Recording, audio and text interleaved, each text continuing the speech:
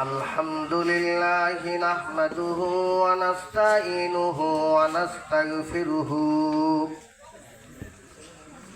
ونعوذ بالله من شرور أنفسنا ومن سيئات أعمالنا من يهدي الله فلا مضل له ومن يضلله فلا هادي له ونشهد أن لا إله إلا الله وحده لا شريك له ونشهد أن سيدنا وسندنا وحبيبنا ومولانا محمدا عبده ورسوله الذي أرسله الله إلى كافة الناس بشيرا ونذيرا وداعيا إلى الله بإذنه وسراجا منيرا فقد قال الله تبارك وتعالى في كلامه المجيد وفرقانه الحميد فأعوذ بالله من الشيطان الرجيم بسم الله الرحمن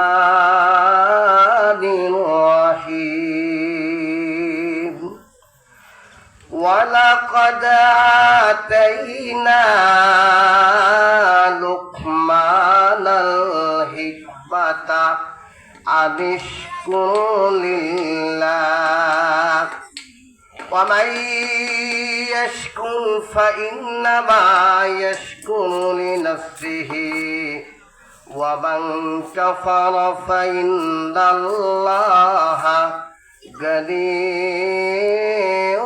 حميد صدقت يا رب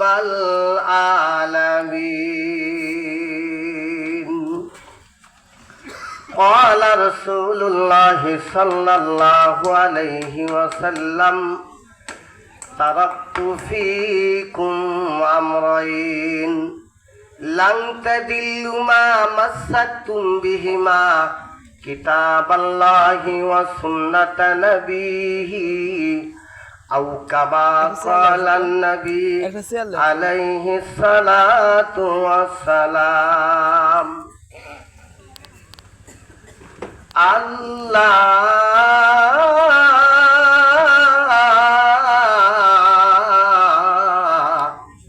বলো একবার যদি ডাকো আল্লাহ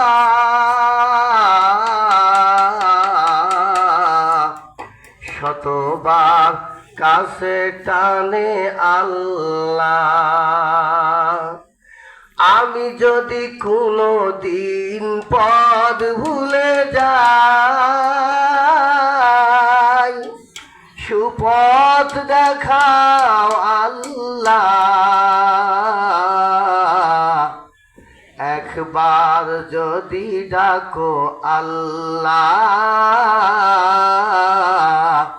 শতবার কাছে টানে আল্লাহ বলে লিল্লাহি তাকবীর আলহামদুলিল্লাহ। আজকে মধ্য চক্রামপুর বিশাল ঐতিহ্যবাহী তাফসীরুল কোরআন মাহফিলের সম্মানিত সভাপতি আমাদের সকলের সুপরিচিত আমাদের অত্যন্ত মহব্বতের বড় ভাই মাওলানা নজরুল ইসলাম এবং আজকের মাহফিলের সভাপতিত্ব করতেছেন আলহাজ মোহাম্মদ আব্দুস সাত্তার মাস্টার, প্রধান শিক্ষক কয়লাবাড়ি। দ্বিতীয় সহসভাপতির আসন অলঙ্কিত করতেছেন জনাব খাজা আহমদ মাস্টার সাহেব, সভাপতি অর্থ ঈদগাহ মাঠ। এবং আজকের মঞ্চের তৃতীয় সভাপতি আসন অলঙ্কিত করতেছেন জনাব SM Nazim Uddin, principal officer Sonali bank Manda Naogaon. এবং এখানে মঞ্চে অবস্থান করতেছেন বাংলাদেশ জামায়াত ইসলামী 14 নম্বর বিষ্ণুপুর ইউনিয়নের সম্মানিত আমির, সকলের সুপরিচিত, আমাদের অত্যন্ত ভালোবাসার জনাব শামসুদ্দিন ভাই এখানে অবস্থান করতেছেন। আলহামদুলিল্লাহ, আজকের মাহফিলের প্রধান অতিথি, বিশেষ অতিথি, সম্মানিত আলোচকবিন্দু এবং মুসল্লিয়ান ইকরাম সকলকে জানাই আমি সালাম, আসসালামু আলাইকুম রহমতুল্লাহ। এবং পর্দার আড়ালে সম্মানিতা আবেদা সালেহা মা বোনদেরকে জানাই আমি আন্তরিক মুবারকবাদ। আমি আপনাদের সকলের সুপরিচিত এবং সবাই আমাকে জানে এবং চেনে। আপনারা যেভাবে আমাকে চেনেন, আমিও পবিত্র কালামুল্লাহ শরীফের সুপরিচিত, পরিষ্কার, যেটা বহুবার এবং বহু আলেমের জবান থেকে শুনেছেন, এমন একটি সুপরিচিত আয়াতে কারিমা আপনাদের সম্মুখে পাঠ করেছি। এই সূরাটি কোরআনে কারিমের সিরিয়াল হিসাবে 31 নম্বর সূরা। সূরাটির নাম সূরায়ে লুকমান। এই সূরাটিতে রয়েছে 4টি রুকু। সূরাটিতে আয়াত সংখ্যা 57। এই সূরাটি মক্কায় অবতীর্ণ হয়েছে। যে আয়াতে কারিমা আপনাদের সম্মুখে পাঠ করেছি, এটা সূরায়ে লুকমানের আমি 13 নম্বর আয়াতে কারিমা এবং 12 নম্বর আয়াতে কারিমা আপনাদের সম্মুখে পাঠ করেছি। আল্লাহ পাক যদি সুযোগ দেয় তাহলে এই আয়াতের সংক্ষিপ্ত তাফসীর করার চেষ্টা করব ইনশাআল্লাহ। লাখো কোটি দরুদ ও সালাম বর্ষিত হোক বিশ্ব মানবতার মুক্তির দূত তাজদারে মদিনা হাবিবে কিবরিয়া দুলালে আমেনা নবী মুহাম্মদুর রাসূলুল্লাহ, সকলে বলুন সাল্লাল্লাহু আলাইহি ওয়াসাল্লাম। আমি আপনাদের সম্মুখে এমন একজন ব্যক্তির নাম নিয়েছি যিনি একজন সাধারণ ব্যক্তি ছিলেন, গোলাম ছিলেন। এই গোলামের কত দাম আমার আল্লাহ তাআলা দিয়েছেন। আল্লাহ তাআলা নিজেই বলেন, ওয়ালা কদ আতাইনা লুকমানাল হিকমা। আল্লাহ তাআলা বলেন, আমি আল্লাহ তাআলা লুকমান হাকিমকে ইলমে হিকমত জ্ঞান দান করলাম। আদিশকুলিল্লাহ, ও লুকমান হাকিম, আমি আল্লাহ তাআলা আপনাকে যেই জ্ঞান দান করেছি, সুতরাং তুমি তোমার মালিক আল্লাহ তাআলার শুকরিয়া আদায় করো। বলেন সুবহানাল্লাহ। আল্লাহ তাআলা বলেন, ফামান কাফারা ফাইন্নাল্লাহা গানিয়ুন হামিদ। জগতের বান্দা বান্দিরা, তোমরা যদি শুকরিয়া আদায় না করো, আমি আল্লাহ তাআলার কোনো ক্ষতি হবে না। যদি শুকরিয়া আদায় করো, তোমরা তোমাদের নিজের জন্য ভালো করেছো। আর যদি না শুকরি করো, তোমরা অকৃতজ্ঞ বান্দার মধ্যে শামিল হয়েছো। জেনে রাখো, আল্লাহ হলেন ধনী এবং আল্লাহ হলেন প্রশংসিত। এখানে আল্লাহ এলেমের কথা বলেছেন। আপনারা বলেন, আদম নবী আলাইহিস সালাম থেকে নিয়ে নবী মুহাম্মদুর রাসূলুল্লাহ পর্যন্ত যত নবী রাসূলকে আল্লাহ পাক কামুল হাকিম পৃথিবীর জমিনে পাঠিয়েছেন, সব নবীকে একটি জিনিস দিয়ে পাঠিয়েছেন, সেই জিনিসটির নাম হলো এলেম। সুষমাজ পায়েল মে বায়েদ গুদাক কেবে এলমে নতুয়া খুদারা সিনাত। শেখ সাদি বলেন, এলেমের জন্য মোমবাতির মতো গলে যাও। মোমবাতি যেভাবে আলো দিতে দিতে নিজের অস্তিত্ব বিলীন করে ফেলে, এমন পর্যায়ে আসে মোমবাতির কোনো অস্তিত্ব থাকে না। শেখ সাদি বলেন, এলেমের জন্য তোমরাও তোমাদের জীবন, যৌবন, আশা, ভরসা, চিন্তা, চেতনা সব বিলীন করে দাও। কারণ কেবে এলমে না তোয়া খোদারা সেনাত, কারণ এলেম ছাড়া পৃথিবীর কোনো বান্দা বান্দি আল্লাহকে চিনতে পারবে না। চিনতে পারবে? গোসলে কয় ফরজ, অজুতে কয় ফরজ, ওয়াজিবাত কত, সুন্নত কত, চলাফেরা, আদব, খাওয়া দাওয়া, পেশাব পায়খানা সব কিছু করার জন্য যেই জিনিসের সব থেকে বেশি প্রয়োজন তার নাম এলেম। এই এলেম যদি কোনো ব্যক্তির মধ্যে না থাকে, আল্লাহ তাআলা বলেন উলাইকা কাল আনআম, আল্লাহ বলেন ওই বান্দাগুলি চতুর্থ পায়ের জন্তুর থেকেও নিকৃষ্ট। এই জন্য মদিনার নবী বলেন, তলাবুল ইলমি ফারিদাতুন আলা কুল্লি মুসলিম। হে পৃথিবীর বান্দা বান্দিরা, দ্বীন ইসলাম শিক্ষা করা, কোরআন শিক্ষা করা প্রত্যেক নর নারীর উপরে ফরজ। আপনারা কি বলেন যে মাদ্রাসার যারা আছে এরাই পড়বে, এরাই শুনবে, আপনারা খালি বসে বসে থাকবেন, বিড়ি সিগারেট জর্দা খাবেন, বিভিন্ন কাজে কামে ব্যস্ত থাকবেন, পুরো হায়াতটাকে শেষ করে দিবেন? এটা না। আল্লাহ রাসূল বলেন, তাম পৃথিবীর কিয়ামত পর্যন্ত, মুহাম্মদুর রাসূলুল্লাহর জামানা থেকে কিয়ামত পর্যন্ত লক্ষ কোটি বিলিয়ন বিলিয়ন বর্তমান সময়ের 200 কোটি মুসলমানদেরকে আমার রাসূলে ঘোষণা দিলেন, তলাবুল ইলমি ফারিদাতুন আলা কুল্লি মুসলিম। দ্বীনে ইলম শিক্ষা করা প্রত্যেক নর নারীর উপরে ফরজ। কিন্তু আমরা ফাতিহা সূরাও জানি না, আত্মাহিয়াতও জানি না, দরুদ শরীফ জানি না, দোয়া মাসুরা জানি না, সালাম দেওয়া জানি না, খাওয়ার আদব নাই, পেশাব পায়খানা আদব নাই। সেল সালে উমরে আজিজত গুজাস মেজাজে তু আজহালে তিফলি নেগাস। এই বান্দা বান্দিদের, এই মুসলমানের 40 বছর অতিবাহিত হয়ে গেল, এখনো পেশাব করা শেখেনি, খাবার শেখেনি, উঠা বসা শেখেনি, সালাম শেখেনি, নামাজ শেখেনি। ওয়াজানা ওয়াসুনার মধ্যে এই বান্দাদের জীবনের 80 বছর হায়াত অতিবাহিত হয়ে যায়, চকলেট মোড়ার মধ্যে চলে যায়। অথচ এলেমের একটি বাপ অধ্যায়ে এখনো শিক্ষা অর্জন করেনি। আল্লাহ রাসূল বলেন, খায়রুকুম মান তাআল্লামাল কুরআনা ওয়া আল্লামা। ও সকরামপুর গ্রামের মানুষেরা শুনে নাও, এই তাফসীরুল কুরআন মাহফিল থেকে আমি এই কথাটি মদিনার নবীর সহিহ হাদিস বলে দিলাম।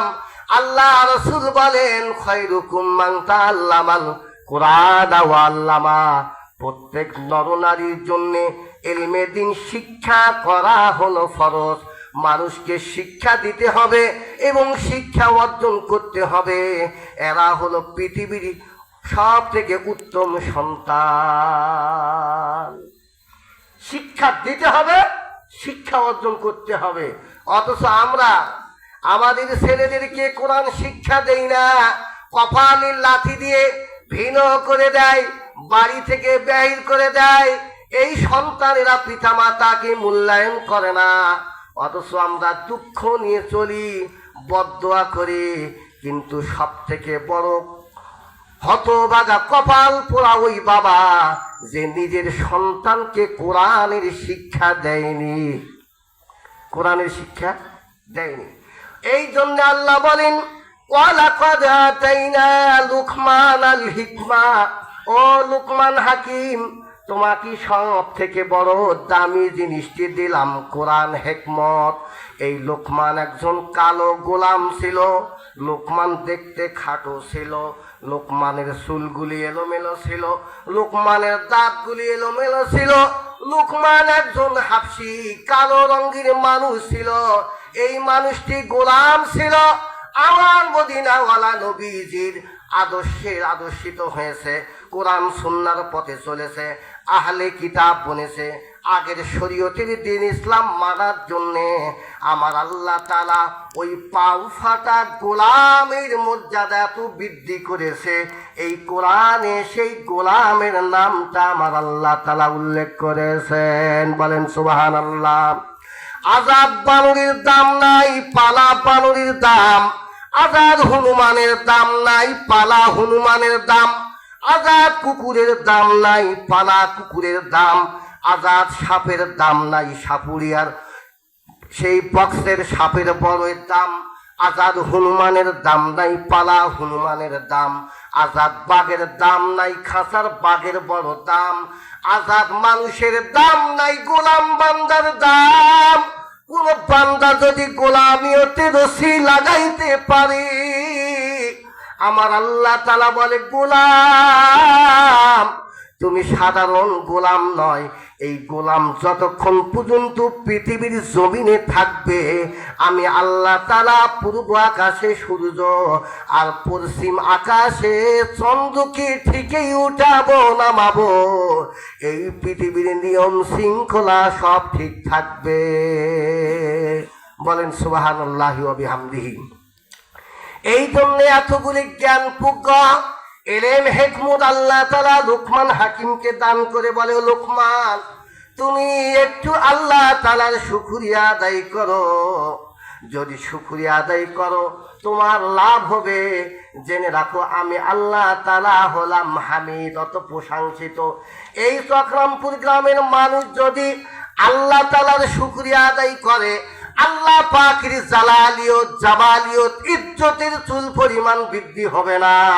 আর এই গ্রামের মানুষ যদি নাফরমানি করে, এই জালসার মধ্যে যদি না আসে, বেচা কিনার মধ্যে ব্যস্ত থাকে, এই কোরআনের আলোচনা না শুনে, আল্লাহ পাকের শুকরিয়া যদি না করে, আল্লাহ পাকের জালালিয়ত ইজ্জত সম্মানের চুল পরিমাণ কম হবে না। উজান দেশে বাড়ি আমার, উজান দেশে ঘর,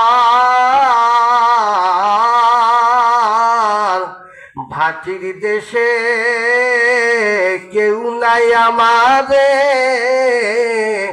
সবাই আমার পর। ভাটির দেশে কেউ নাই আমার, সবাই আমার পর।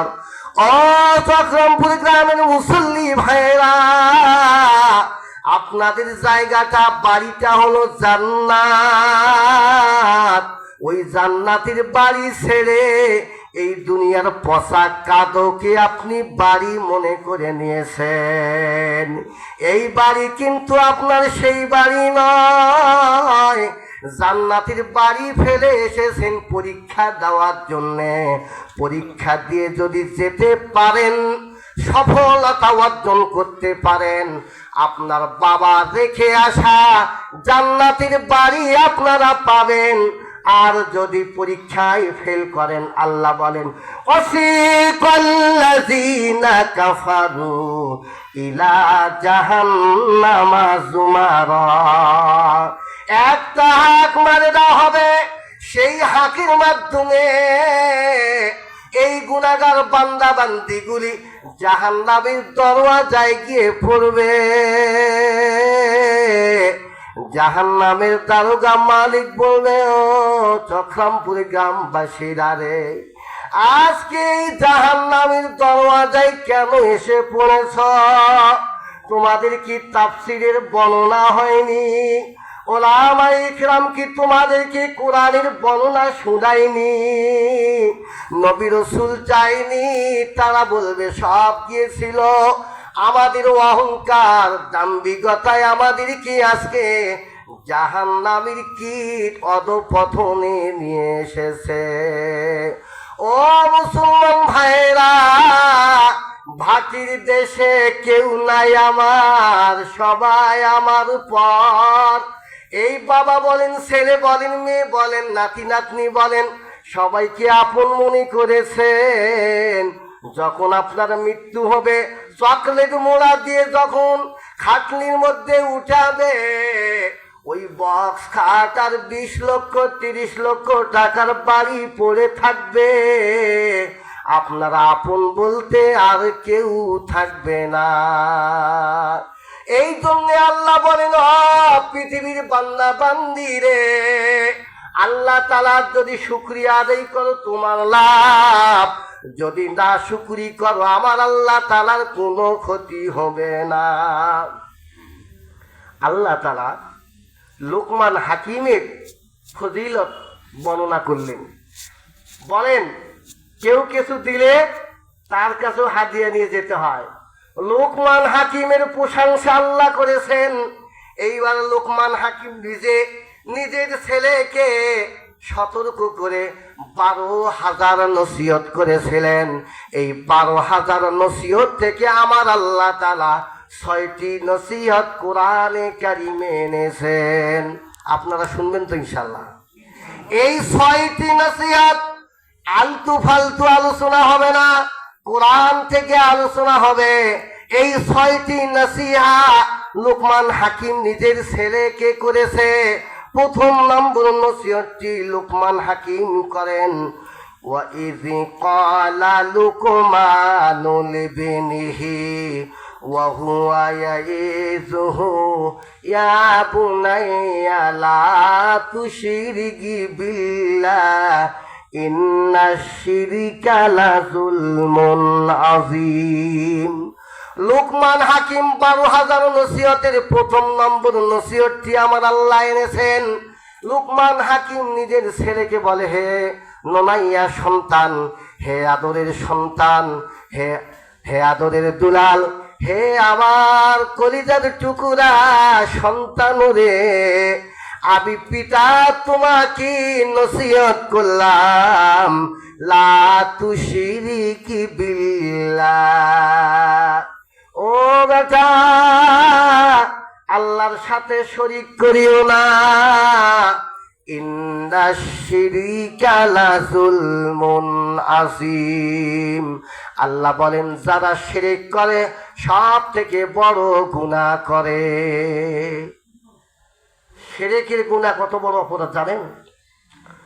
মুসা আলাইহিস সালাম তাওরাত কিতাব আনার জন্য তুর পাহাড়ে গিয়েছিল। হারুন আলাইহিস সালাম তাদেরকে দেখভালের জন্য থুয়ে গিয়েছিল। তারা গরু পূজা করেছে, আল্লাহ তাআলার শরীক বানিয়েছে। মুসা আলাইহিস সালাম বলেন, যারা গরু পূজা করেছে তাদেরকে হত্যা করতে হবে, এটাই হলো তাদের জন্য বিধান। অর্থাৎ যারা শিরক করবে তাদের তওবা হলো তাদেরকে হত্যা করা। আর আস্তাগফিরুল্লাহর নাম তওবা। আস্তাগফিরুল্লাহ, আস্তাগফিরুল্লাহ, এর নাম তওবা নয়। তওবার জন্য শর্ত হলো আত-তাওবাতু নাদামাতুন। তওবার 1 নম্বর শর্ত হলো শর্মিন্দাগি হওয়া। 2 নম্বর, আর জীবনে কখনো করব না এই অঙ্গীকার করা। 3 নম্বর, সুদ খেয়ে ঘুষ খেয়ে যেই দালান কোটা করেছেন, যদি আপনার বিবেক খোলে ওই বাড়ি বিক্রি করে টাকা পয়সা বাহির করে যার কাছ থেকে জয় টাকা খেয়েছেন ওই টাকা পৌঁছে দেওয়া। সেই ব্যক্তি যদি মারা যায়, ফারাইজ করে তার সন্তানের মধ্যে বন্টন করে দেওয়ার নাম হলো তওবা। আস্তাগফিরুল্লাহ, আস্তাগফিরুল্লাহ। কিয়ামত পর্যন্ত তওবা করলেও তওবা কবুল হবে না। এর নাম তওবা, আস্তাগফিরুল্লাহ, তওবা। আল্লাহ পাক আহকামুল হাকিমিন। লোকমান হাকিম নিজের ছেলেকে বলে, শিরক করিও না। শিরক করলে কি হবে? আল্লাহ পাকই বলেন, মাইশরিক বিল্লাহ ফাকাদ হারামাল্লাহুল জান্নাহ ওয়া বাওয়াহুন নার। আল্লাহ বলেন যারা শিরক করবে আল্লাহ পাক তাদের জন্য জান্নাতকে হারাম করে দিয়েছেন, আর জাহান্নাম তাদের জন্য আমার আল্লাহ তাআলা অবধারিত করে রেখেছেন।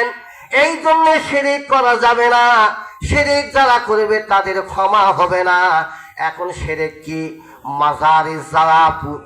মাজার পূজা করা, দরগা পূজা করা, পাথর পূজা করা, গাছ পূজা করা, দরগায় দরগায় ঘোরা, ফকিরের পায়ে সিজদায় পড়ে যাওয়া, লাভ ক্ষতির মালিক কোন বাবাকে মনে করা, ওই কুসুমবার মসজিদে গিয়ে ট্যাপ পাকিয়ে পাকিয়ে মানুষকে খাওয়া, এগুলি শিরকের অন্তর্ভুক্ত।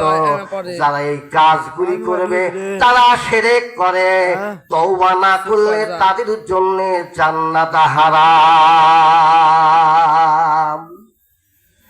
শিরক মাজার পূজা ছেড়ে দিয়ে ধরো আল্লাহর দ্বীন আইন, এখনো সময় আছে তওবা করে হও মুমিন।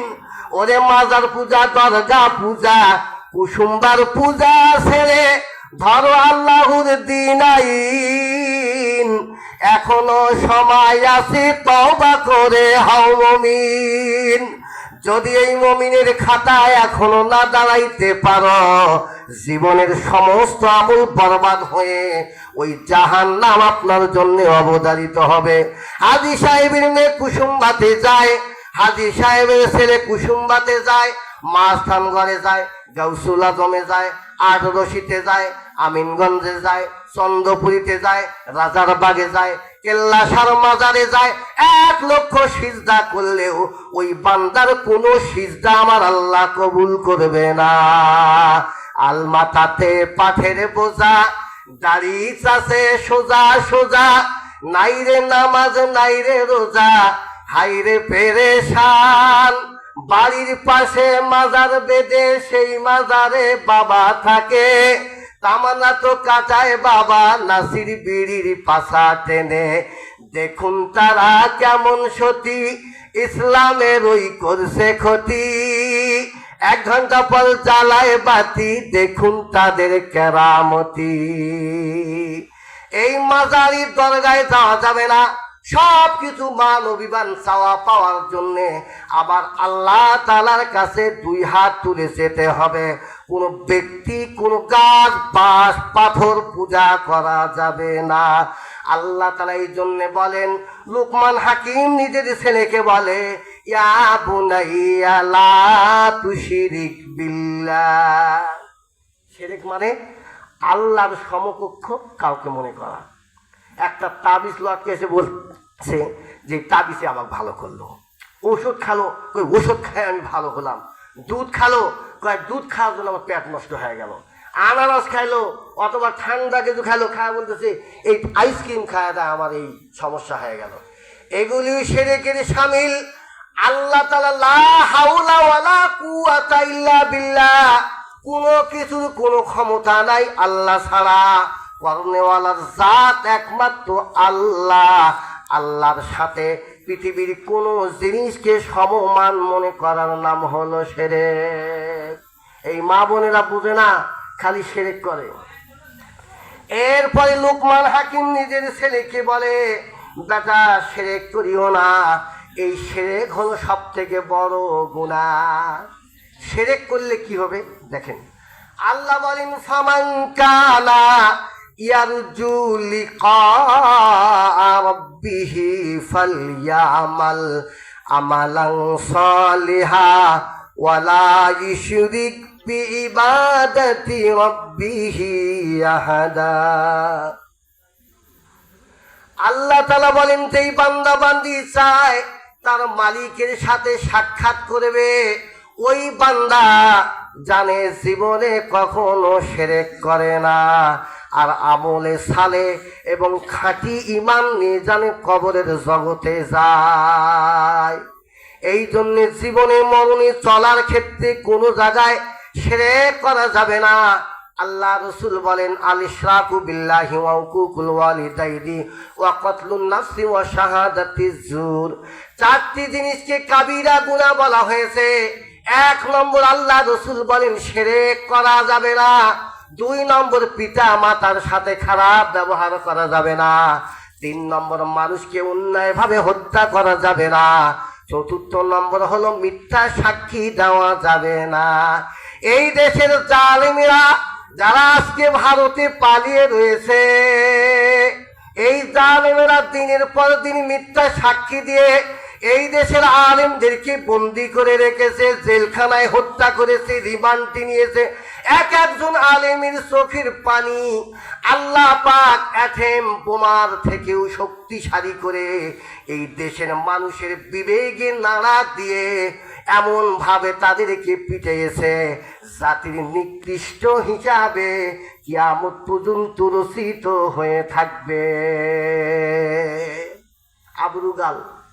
আবরুগালের নাম শুনেছেন? আবরাহা বাদশাহ যখন হাতি নিয়ে কাবা শরীফকে ধ্বংস করার জন্য চাচ্ছিল, কিন্তু আবরাহা হাবশার মানুষ তো ওই মক্কা চেনে না, তা রাহাবার লাগে মানে পথ দেখার লোক লাগে। এই আবরুগাল বলতেছে, আমি কিন্তু মক্কার অধিবাসী, ঠিক মতো ডাইরেক্টারি করে কন্ট্রাক্টারি করে রাহাবার হয়ে আমি পথ দেখে তোমাদেরকে নিয়ে গিয়ে কাবা শরীফ ধ্বংস করে দেওয়ার জন্য আমি পথ দেখাবো। বহুত ইতিহাস, অত ইতিহাস এখানে বলার সময় নেই আমার।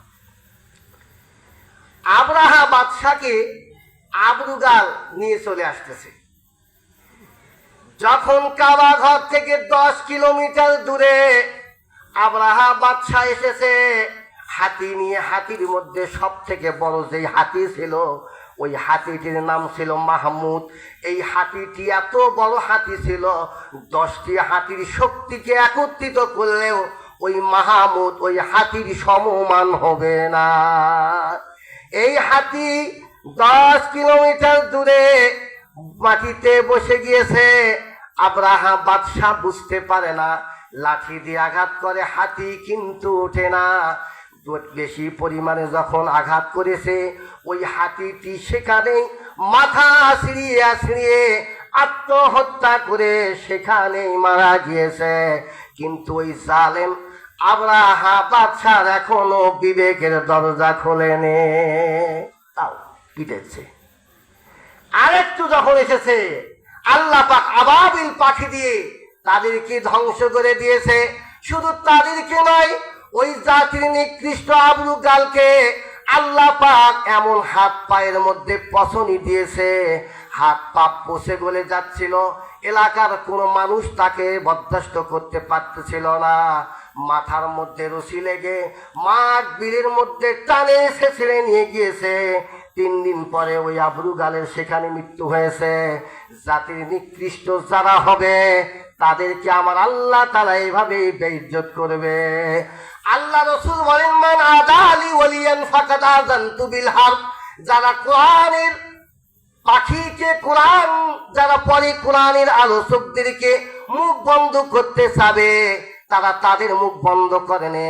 স্বয়ং আরশের মালিক আল্লাহর সাথে যুদ্ধ ঘোষণা করেছে।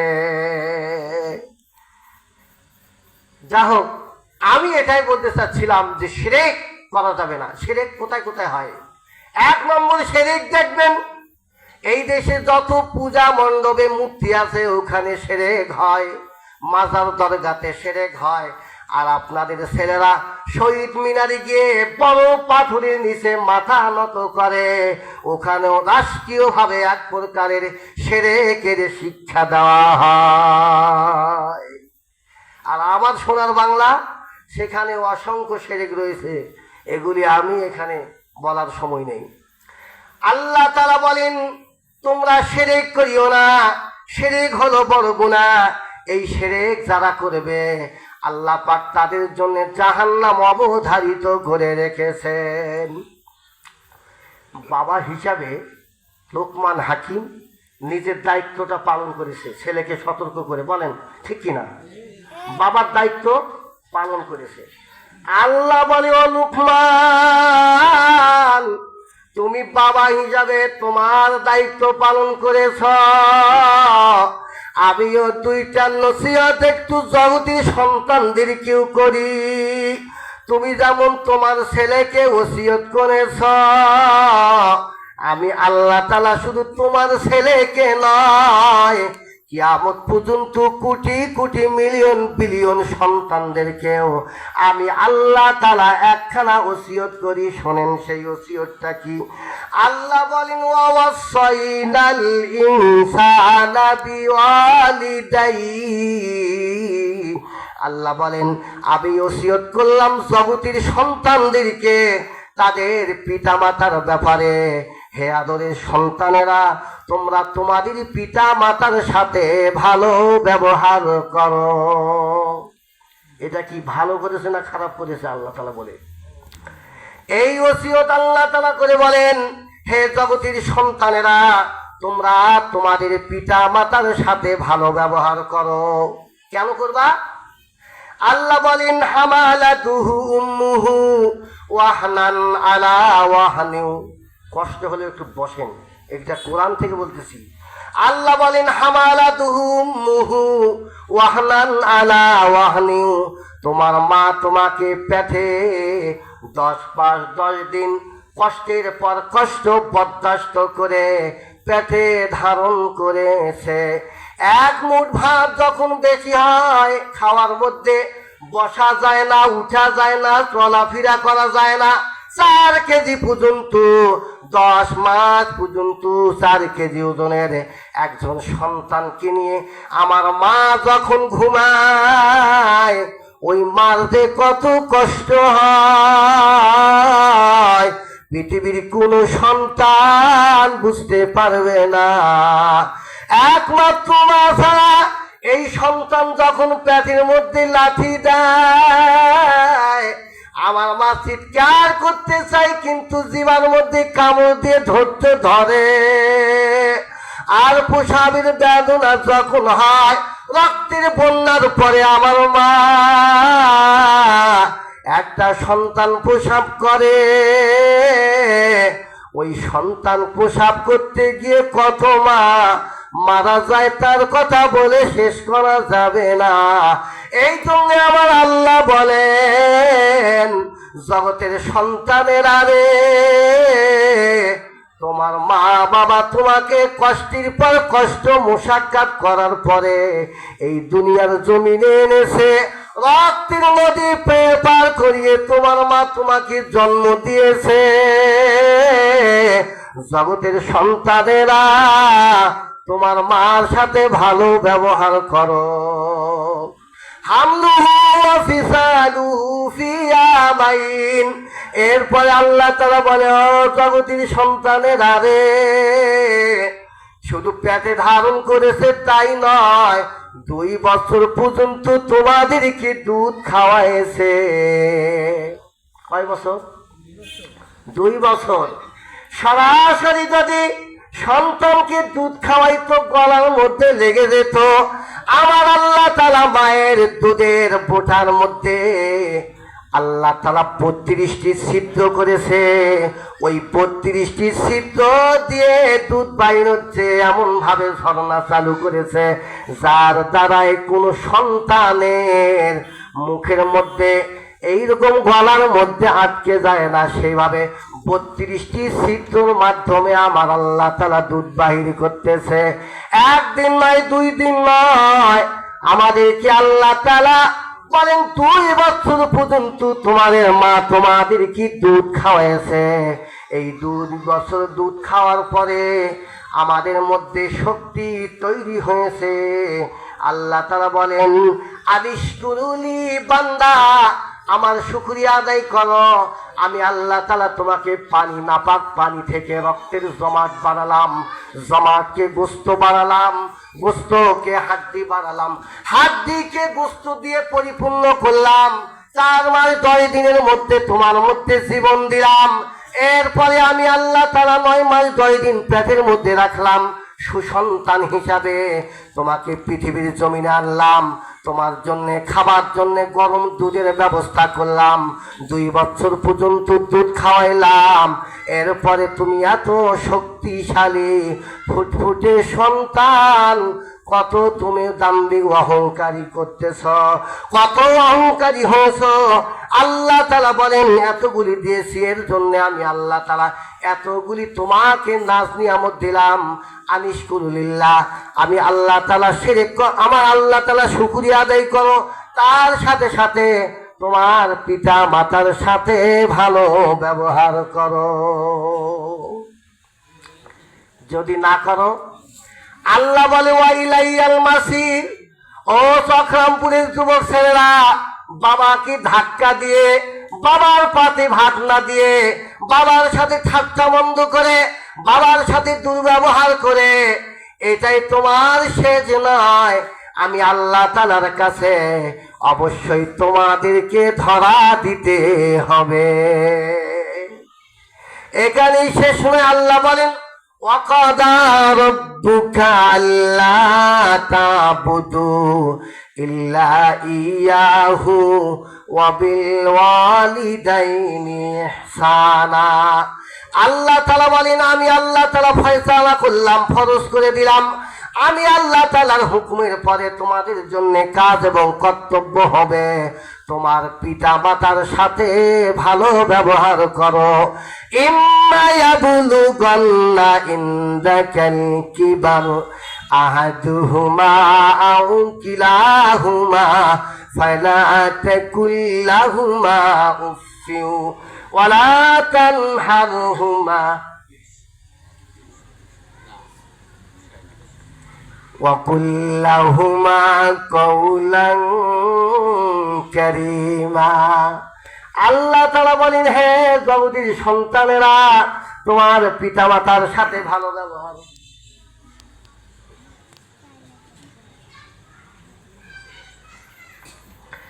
তোমার পিতামাতার সাথে ভালো ব্যবহার করবা এবং তাদের সাথে রহমতের বিছানা বিছিয়ে দিবা। তাদেরকে ঝুঁকাইও না, তাদেরকে ধমক দিয়ে কথা বলিও না। রিদা রব্বি রিদাল ওয়ালিদি সাখতুল্লাহি সাখতুল ওয়ালিদাইন। পিতা মাতা যেই সন্তানের উপরে সন্তুষ্টি, আমার নবী বলেন আল্লাহ সন্তুষ্টি যেই সন্তানের উপর আমার পিতা মাতা অসন্তুষ্ট, তার উপর স্বয়ং আরশের মালিক আল্লাহ অসন্তুষ্ট। এই জন্য পিতা মাতার সাথে ভালো ব্যবহার করতে হবে। এখন আছেন আল্লাহ বলেন ওয়াইন জাহাদাকা আলা আন তুশরিকা বি মা লাইসা লাকা বিহি ইলম। পিতা মাতা যদি আপনাদেরকে শিরক করার জন্য বলে, খারাপ কাজ করার জন্য বলে, মিথ্যা সাক্ষী দেওয়ার জন্য বলে, জমির আল ফেলার জন্য বলে, মানুষকে হত্যা করার জন্য বলে, তাদের কথা মানা যাবে না, তাদের কথা শোনা যাবে না, তাদের সেই কাজ করা যাবে না। আল্লাহ তাআলা বলেন ফালা তুতিহুমা ওয়া সাহিবহুমা ফিদ দুনিয়া মারুফা। তাদের সেই সমস্ত কথা কাজ মানা যাবে না, বরং দুনিয়ার জমিনে তাদের সাথে সৎ ব্যবহার করতে হবে। ওয়াত্তাবি সাবিলা মান আনাবা ইলাইয়া, ইত্তেবা করতে হবে, চলতে হবে ওই সমস্ত ব্যক্তিদের পথে যারা আল্লাহ পাকের দ্বীনের পথে, কোরআন সুন্নাহর পথে জীবন দিয়ে বিসর্জন করে দ্বীন ইসলামকে প্রতিষ্ঠিত করে আল্লাহ পাকের নৈকট্য অর্জন করে আল্লাহ পাকের জান্নাতে গেছে। তাদের পথে আমাদেরকে চলতে হবে। লম্বা নসিহা এগুলি বলে শেষ করা যাবে না। সংক্ষেপে আমি এক ফেরা এই আলোচনাটার সারমর্মটা বলি। 1 নম্বর, আল্লাহ তাআলা লোকমান হাকিমকে বলে লোকমান হাকিম তোমাকে এলমে হিকমত দান করলাম, তুমি শুকরিয়া আদায় করো। লোকমান হাকিম আল্লাহ তাআলা শুকরিয়া আদায় করে নিজের ছেলেকে নসিহা করে বলতেছে বেটা শিরক করিও না, শিরক বড় গুনাহ। এই শিরকের গুনাহ যদি করো তাহলে তোমাকে জাহান্নামে থাকতে হবে, জান্নাতে যাওয়া যাবে না। আল্লাহ তাআলার কাছে পছন্দ হয়েছে। আল্লাহ বলে লোকমান তোমার দায়িত্বটা তুমি পালন করেছো, আমিও আল্লাহ তাআলা তোমার সন্তানকে শুধু নয় কিয়ামত পর্যন্ত সমস্ত সন্তানদেরকে আমি ওসিয়ত করলাম তারা জানে তাদের বাবার সাথে ভালো ব্যবহার করে। কারণ বাবা মার সাথে যদি ভালো ব্যবহার করে জান্নাতে যাবে। ইন্নাল জান্নাতা তাহতা আকদামিল উম্মাহাত, তোমরা যদি জান্নাত দেখতে চাও পিতামাতার পায়ের তলে দেখো। এই জন্যে জগতের সন্তানদেরকে অবশ্যই পিতামাতার খেদমতের মাধ্যমে, তাদের ভালোবাসার মাধ্যমে, তাদের সাথে সৎ ব্যবহারের মাধ্যমে আল্লাহ তাআলার জান্নাতে যাওয়ার জন্য আমাদেরকে অবশ্যই চেষ্টা করতে হবে। ওয়াখির দাওয়ানা আলহামদুলিল্লাহি রাব্বিল আলামিন। আসসালামু আলাইকুম ওয়া রাহমাতুল্লাহি ওয়া বারাকাতুহু।